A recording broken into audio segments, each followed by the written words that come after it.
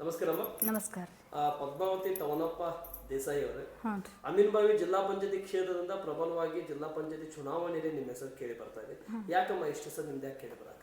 ಅಂದರೆ ನಮ್ಮ ಮನೆಯವರು ನಾವು ಇಬ್ಬರು ಅನೇಕ ಸಮಾಜ ಸೇವೆ ಮಾಡೀವ್ರಿ. ಇದೇ ಥರ ಈಗ ಗ್ರಾಮ ಪಂಚಾಯತಿಗೆ ವ್ಯವಸ್ಥೆ ಅನುಕೂಲ ಮಾಡಿಕೊಟ್ರಲ್ಲ, ಅದೇ ಥರ ಜಿಲ್ಲಾ ಪಂಚಾಯತಿ ಒಳಗೆ ನಮ್ಮನ್ನ ಆಯ್ಕೆ ಮಾಡಿದರೆ 15 ಹಳ್ಳಿಗೆ ಈಗ ಎಲ್ಲ ವ್ಯವಸ್ಥೆ ಮಾಡಿ ಒಳ್ಳೆಯ ಒಂದು ಕೆಲಸ ಮಾಡ್ತೀವಿ ಅಂತ ಹೇಳ್ತೀವಿ ರೀ.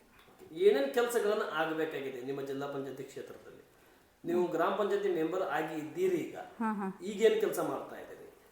ಈಗ ಚರಂಡಿ ವ್ಯವಸ್ಥೆ ಇದನ್ನೆಲ್ಲ ಅಂದ್ರೆ ಕ್ಲೀನ್ ಮಾಡೋದು ಅದನ್ನೆಲ್ಲ ಮಾಡ್ತೀವಿ ರೀ, ಮಾಡಿಸೋದು. ಮತ್ತು ಈಗ ವಾಹನ ವ್ಯವಸ್ಥೆ ಐತ್ರಿ ನಮ್ಮ ಪಂಚಾಯತಿಯಿಂದ, ಸ್ವಚ್ಛತಾ ಮಾಡಿಸೋದು ಅದನ್ನೆಲ್ಲ ಮಾಡ್ತೀವಿ ರೀ.